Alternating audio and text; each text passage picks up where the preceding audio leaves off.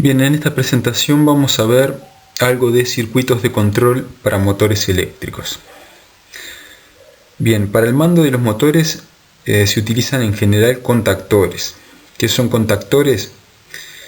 Ya vimos en la presentación anterior de pulsadores, interruptores y relés, que son relés electromecánicos.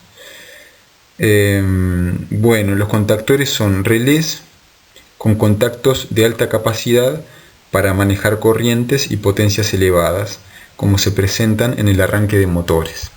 ¿Sí? Es decir, es un equipo del punto de vista conceptual similar al relé,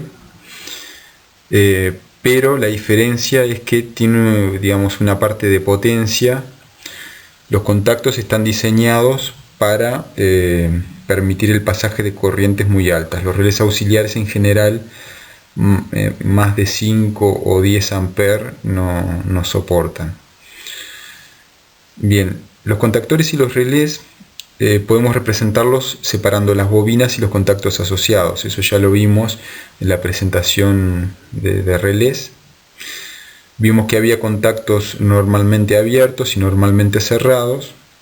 En descanso, digamos, cuando la bobina no está energizada, los contactos están en posición normal, ¿sí? Entonces los normal cerrados en descanso están cerrados y los normal abiertos en descanso están abiertos. Cuando la bobina sale del descanso, o sea, se energiza, el contacto normal cerrado se abre y el contacto normal abierto se cierra. Eso es importante tenerlo claro. Bien, otra cosa importante a tener en cuenta es que, bueno, en la figura 1 el relé o contactor K1 tiene 4 contactos asociados, 2 son contactos normal abiertos, NA, y 2 son normal cerrados. Los contactos en general se llaman, o sea, se identifican igual que el contactor, ¿sí? Es decir, si usamos uno de esos contactos que se muestra ahí en un circuito de control, por ejemplo, los vamos a llamar igual que el contactor, o sea, K1. Las bobinas, la bobina del contactor, cuando se va a energizar, se energiza por los bornes A1 y A2. Es importante tener en cuenta que la bobina son para varias tensiones, ¿sí? Porque la bobina tiene que ver con el circuito de control, ¿sí? Es decir, en general se puede utilizar tensiones bajas en continua, por ejemplo 12, 24, hasta 48. Y los contactos se van a utilizar en general en corriente alterna y bueno, en tensiones en baja tensión, ya sea 230 o 400, o bueno, podría ser 110 de alterna también. Pero hay que tener en cuenta eso. Una cosa es la bobina, que sería el elemento de control, y otra cosa son los contactos. La especificación de la bobina la hacemos para el circuito de control que vamos a utilizar, y la especificación de los contactos para el circuito de potencia que lo vamos a utilizar. Un contactor entonces es básicamente una llave, ¿tá?, que se comanda por una bobina. Bien, como decía, los circuitos usamos el mismo código de identificación para la bobina y los contactos asociados. Cuando se energiza una bobina de relés, los contactos asociados conmutan. Eso ya lo explicamos en la diapositiva anterior. Otros componentes que intervienen en los circuitos de motores son los elementos de protección de los motores contra sobrecarga y cortocircuito. Sí, los interruptores automáticos son dispositivos que constan de contactos y elementos de protección termomagnéticos, de modo que son capaces de cerrar e interrumpir un circuito en forma voluntaria o automática en caso de corrientes anormalmente altas. Permiten el cierre manual de los contactos y abren por acción voluntaria del operario o automáticamente en caso de ocurrir cortocircuito o sobrecarga. Ya habíamos visto en la presentación de pulsadores, interruptores y relés, el caso de las llaves termomagnéticas. Bueno, las protecciones para motores tienen el mismo principio. Es más, a veces se utilizan alguna llave termomagnética o en general dispositivos más específicos. Bien, ya habíamos explicado también que las sobrecargas son corrientes entre 1,2 a 3 veces la corriente nominal, ¿sí? Y los cortocircuitos son corrientes entre 3 a 20 veces la corriente nominal. ¿Sí? Ya habíamos visto que las llaves termomagnéticas tienen estas dos protecciones, digamos. Entonces la protección contra cortocircuitos se realiza por medios magnéticos. Una bobina recorrida por la corriente a detectar produce un campo magnético y cuando se llega al valor regulado atrae una parte móvil y abre los contactos.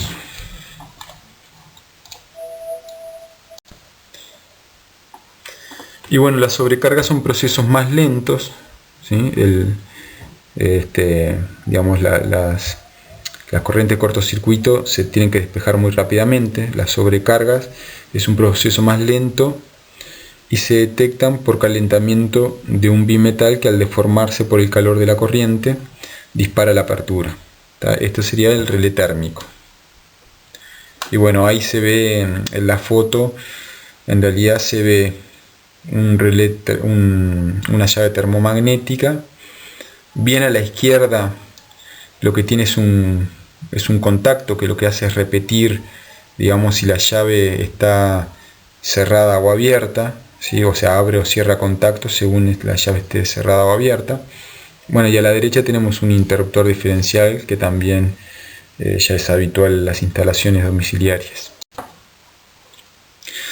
Para motores en general se usa algo un poco más preciso que digamos que la protección termomagnética, ¿sí? Entonces se utilizan este tipo de relés térmicos, donde se pueden ajustar mejor los valores de intensidad.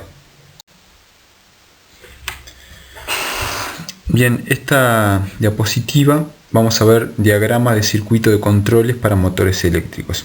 En realidad vamos a ver un diagrama bastante básico, pero es muy útil y muy representativo del control de motores. Entonces tenemos el diagrama del comando de un motor trifásico que permite el arranque y la inversión del sentido de giro mediante contactores C1 y C2. Para evitar que las líneas tengan muchos cruces, se separa la parte de potencia de la de mando. Es decir, el dibujo de la izquierda sería el esquema de potencia, el circuito eléctrico de potencia, y el circuito de la derecha sería el circuito de mando. Además no tiene mucho sentido mezclarlos porque en general, como les decía en otra de las diapositivas, los circuitos auxiliares o de mando se comandan con tensión continua, ¿sí? Y los circuitos de potencia se trata de tensión alterna, ¿sí? Así que es bastante lógico que estén separados. Bien, entonces para la protección contra sobrecargas y cortocircuitos se incluye un relé térmico E2 y fusibles E1 y E3. Los pulsadores de arranque son B1 y B2 con contactos de automantenimiento en paralelo. ¿Sí? Entonces vamos a analizar un poco de qué se trata este circuito. ¿Cuál es la idea? Bueno, simplemente tenemos un motor y los contactores C1 y C2 que dijimos que son básicamente llaves comandadas. ¿Ah? Entonces la idea de esto es que cuando yo cierro C1, por ejemplo, el motor se va a energizar, va a empezar a girar, ¿sí? Pero si yo quiero que cambie el sentido de giro, para eso ya habrán visto en alguna materia de máquinas eléctricas o electrotécnica que al cambiar, digamos, el cableado, el orden de las fases a la entrada del motor, cambia el sentido de giro. Entonces lo que hago con el contactor C2 es justamente cambiarle las fases al motor, ¿sí? Si ven ahí, el contactor C2, digamos, intercambia las fases, ¿tá?, con respecto al cableado que brinda C1. Entonces eso hace de que el motor gire para el otro lado. Bien, no es la idea acá meternos en detalle en esto, pero conceptualmente todos deberíamos manejar esa idea, ¿sí? Entonces, bien, tenemos esos dos contactores. Claramente lo que nunca puede pasar es que los dos contactores C1 y C2 estén cerrados simultáneamente. Eso provocaría un cortocircuito. Bien, entonces vamos a analizar el circuito auxiliar o el circuito de mando. Entonces, bueno, hay que tener en cuenta que digamos la línea horizontal de más arriba sería el positivo de comando, la línea horizontal de abajo sería el negativo de comando, ¿sí? ¿Por qué? Porque ya dijimos que los relés auxiliares, la bobina de los relés auxiliares, o relés auxiliares o de los contactores, se energiza con tensión continua o tensión alterna, pero en general se usa tensión continua en los circuitos de mando. Entonces, yendo desde arriba hacia abajo, lo que tenemos ahí es, primero que nada, un contacto del relé térmico E2. Es un contacto normal cerrado, ¿sí? ¿Qué quiere decir? Que, bueno, la posición de reposo de la protección térmica, ese contacto está cerrado. Si la protección térmica actúa, se va a abrir. Luego tenemos un pulsador B0, que también tiene un contacto normal cerrado, que, bueno, que en caso de oprimirse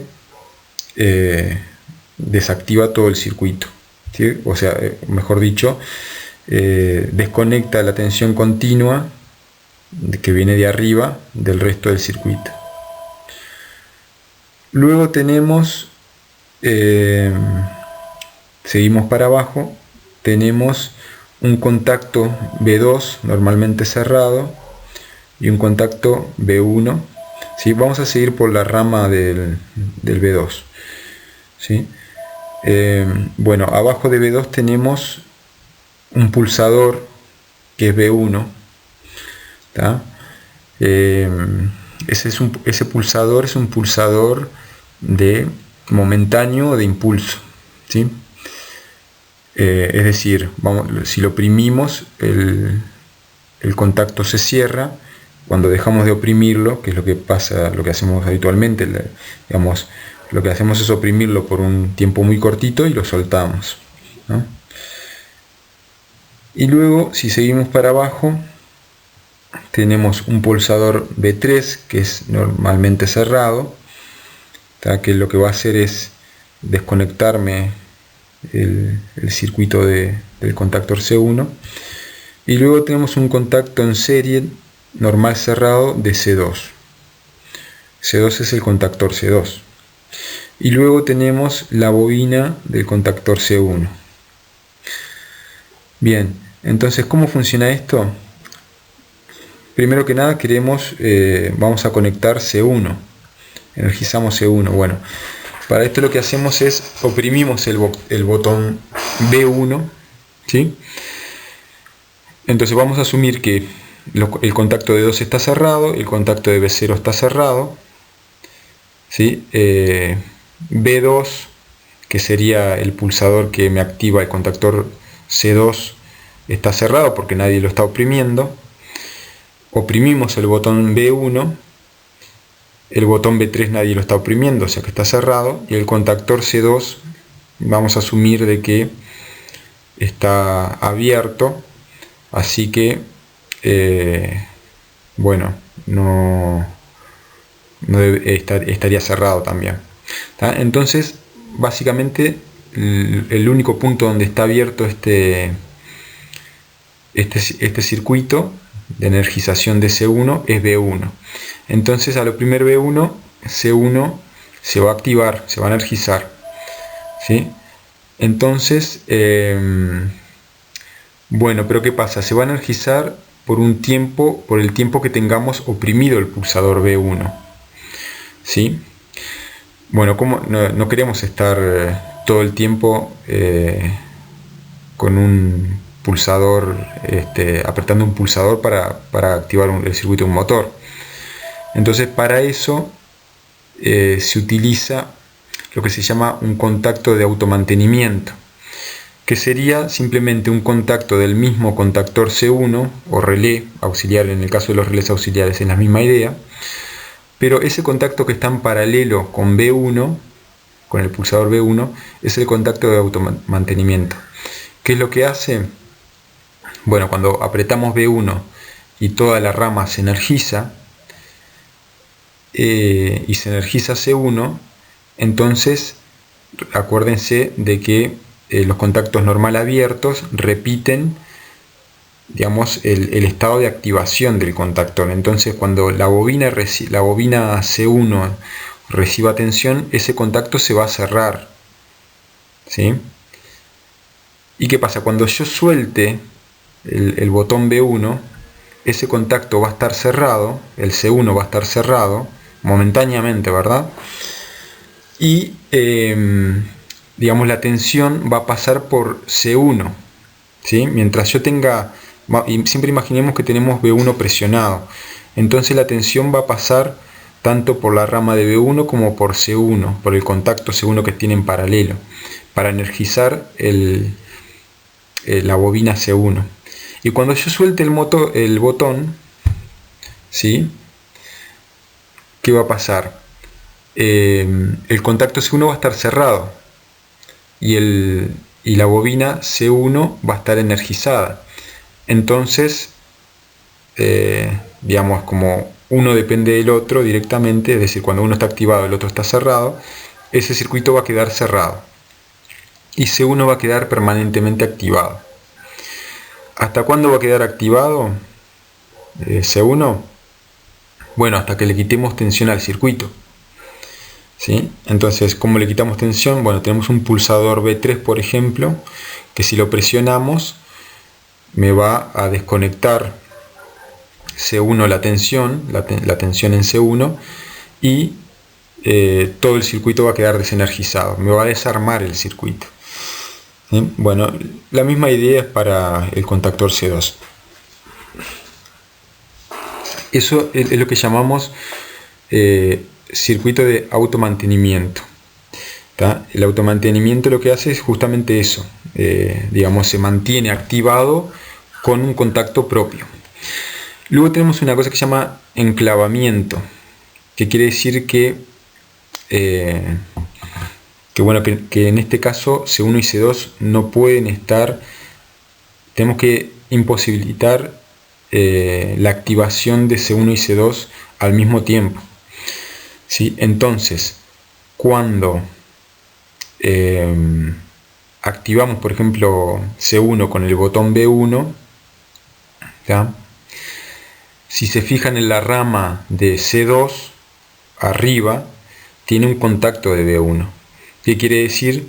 Que si por alguna razón estuviera activo C2, ¿ya? El oprimir B1 me va a abrir ese circuito. No solamente me va a activar C1, sino que también me va a abrir el circuito C2, ¿sí? Es decir, que no pueden estar los dos a la vez. Y además tenemos un contacto normal cerrado en la rama de C1 de C2. ¿Qué quiere decir eso? Eso es lo que llamamos enclavamiento. Es decir, que para poder activar C1 yo tengo que estar completamente seguro de que C2 está abierto. ¿Cómo me aseguro eso? Bueno, con el contacto normal cerrado de C2 intercalado en el circuito de C1, que lo que aparece es el contacto que aparece pegadito ahí a la bobina de C1. Entonces, bueno, son los circuitos tanto de C1 como C2 son prácticamente espejo, ¿tá? Y bueno, y esto es lo que me permitiría, digamos, cambiar el sentido de giro del motor activando un circuito de un contactor o del otro.